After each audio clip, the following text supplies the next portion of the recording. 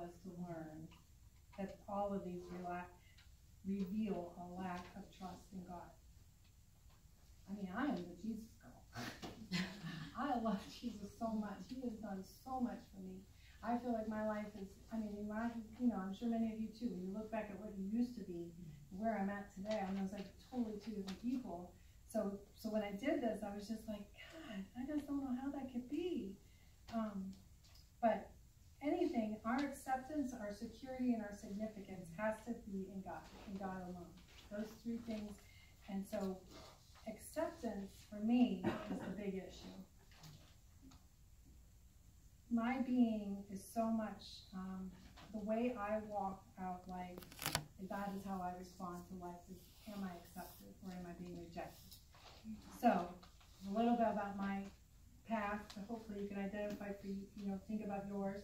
I had an alcoholic dad. My parents divorced and he moved away when I was in my teens, and I'm sure all of you can relate. As a teenage girl, even though you're going to reject your dad, probably you need your dad. You need his influence. I had a stepfather that, I'm not kidding, at the time, he did not like us, so I was dealing with that. I was a complete tomboy. Friends were very hard for me. We grew up on a little farm and horses. Those were my buddies, my horses. But the teacher, when I was in 8th grade, labeled me as a lesbian. It's hard to even say it because that did not happen today. He labeled my girlfriend and I as lesbians because I only had one girlfriend and she only had one girlfriend, and we were it for each other because we just had a hard time making friends, but we had the horse thing in common. Labeled us as lesbians, and the kids all made fun of us. And when I was going through this material, God kept bringing this back up to me, and I was like, what is so? And I don't think I'm affected by it, but I think I am now that I've been really working through this, because I remember this one experience we had where the lights went out in school. There was a big storm, and when the lights went out, my girlfriend and I we were in all the classes the same. The teacher, he starts making jokes, saying, I wonder where Debbie and Chris are. Oh. Yeah, it was off. And I remember sitting there like, I can't leave because I knew she did. I can't leave because if I leave, when the lights come on, they're going to think we're doing something. I mean, this is 8th grade thinking, right? So, so I sat there, and I heard all the comments,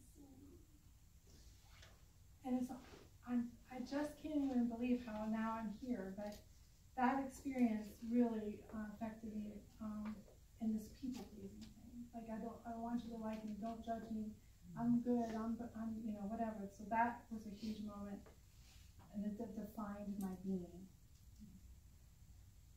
I became completely promiscuous as a young adult.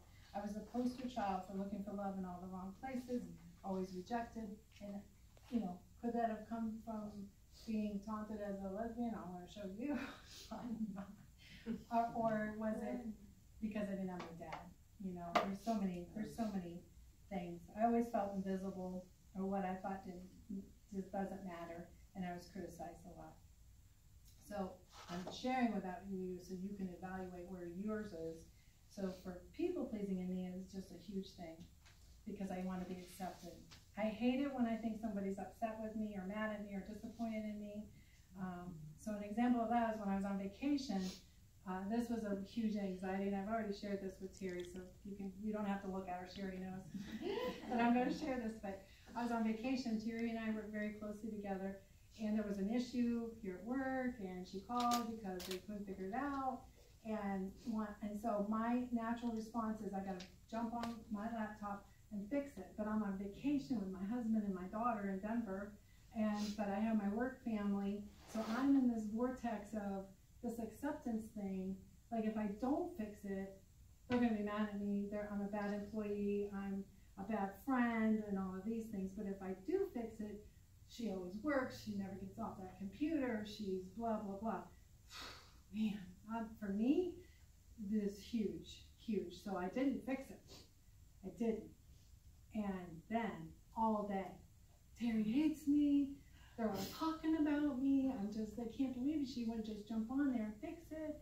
Just all day long. That was my anxiety was so bad. So there was no way out. It was stuck in my head, and I tried like crazy to stop thinking about it. But it says the more you entertain it, the more anxious you become. The more you try to avoid it, the more anxious you become. You cannot do it. You have to address it. Do you want to know how I got better? Jared? The next day, after all that, it completely left me when she liked my picture on Facebook. Right? Is that sad? Thank you, Terry.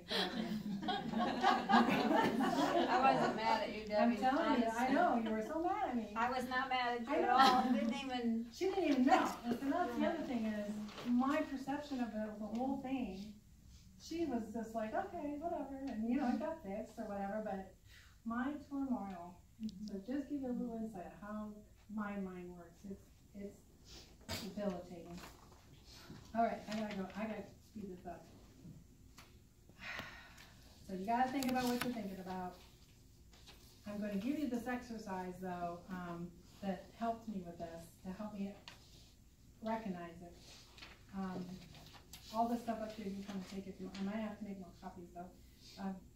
So through my little list, like you have your little list, I just read you on mine. I'm a big journaler. This is how I can work through stuff with God, is I have to get it out on paper. I got to think about it. I got to process it. So for defensiveness, through this exercise, to make you write out what it is. So I said, I have so much to do that I get defensive when I'm questioned about it. About any of it. I hate to be wrong or admit I'm wrong, but I get so defensive. Then as I process it, I realize I don't delegate well. And the lie is that, to me, is that I think I'm the only one that can do everything. And that Jesus gives me the freedom to fail. I don't have to be perfect. So I'm applying that now to my defensiveness. The other one for me is self-doubt. I don't start things or follow through because I have such self-doubt about the results that will come, or I'll be wrong, or I'm going to be criticized. I have the desire for certain things, but experience such self-doubt about my ability or being wrong or misunderstood. So the lie here for me is I'm relying on my own strength and not on God's strength in all of this. So today we are totally relying on strength. So there's a lot of self-doubt. Okay, so I just encourage you to get it. So in conclusion, we're almost there. We have to think about what we're thinking about. We have to scrub it against the truth of what God says. We have to challenge our thinking. Our responses to the stresses in lives are often automated, like walking. That is huge to me. That you could just automatically respond to things just like you do walking. Because there's no thought to it. It's just who you are. Anxiety is often silent. Our thoughts are filtered through our being of our past experiences. We intuitively react. Believing the lies of our past have created our default responses. This is the greatest deception of the enemy. We recognize and challenge our thinking is huge. We have to renew our minds. We have to stop the scroll. Knowing God's truth heals, redeems, and sets us free. Just like the tour guide with the snake, the peace of God which surpasses all comprehension shall guard our hearts and minds in Jesus. You have to root out the anxiety. You have to find the root of it. And so that is why I have all these materials up here for you to come and get. And on the back of this is 7 questions to ask yourself when you're making decisions. So if you're overwhelmed by choices, you can line them up with the Word of God to help you process it. This has the one thing I had to cut out of here was disciplines that you need to do to find that quiet time. You have to choose to respond to people. You have to choose what you're thinking about. All of that is talked about in this book. This is an actual chapter from the book. Resolving anxiety is a exercise you can do.